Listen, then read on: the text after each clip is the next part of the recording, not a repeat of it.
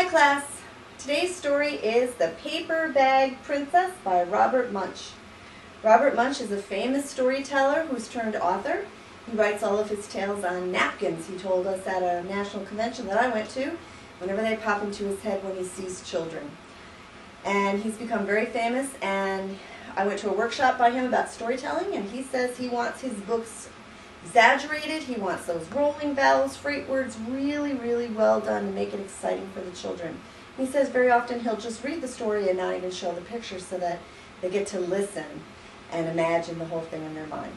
So here is The Paper Bag Princess by Robert Munch. Elizabeth was a beautiful princess. She lived in a castle and had expensive princess clothes. She was going to marry a prince named Ronald. Unfortunately, a dragon smashed her castle, burned off all her clothes with his fiery breath, and carried off Prince Ronald. Elizabeth decided to chase this dragon and get Ronald back.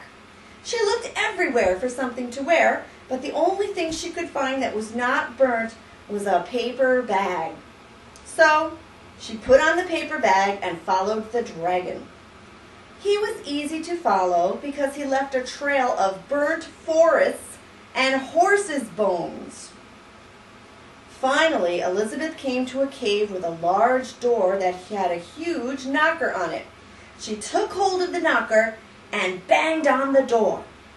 The dragon stuck his nose out of the door and said, "Well, a princess.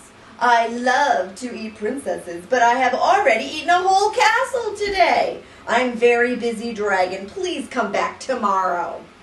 He slammed the door so fast that Elizabeth almost got her nose caught.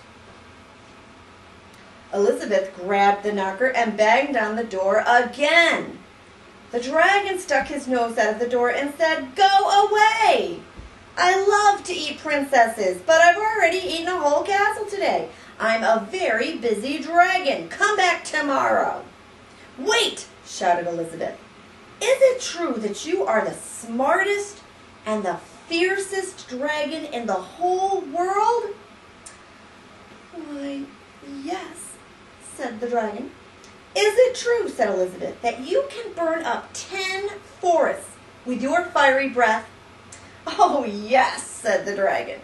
And he took a huge, deep breath, and he breathed out so much fire that he burnt up 50 forests.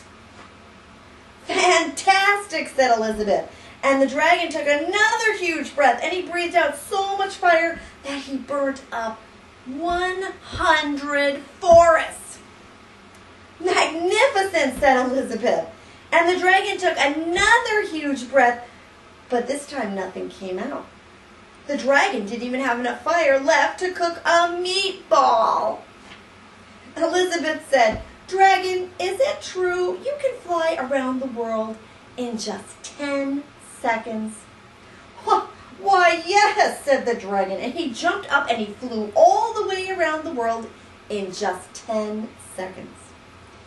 He was very tired when he got back, but Elizabeth shouted, "Fantastic! Do it again!" So the dragon jumped up and flew around the whole world in just 20 seconds. When he got back, he was too tired to talk, and he lay down and went straight to sleep. Elizabeth whispered very softly, "Hey, dragon!"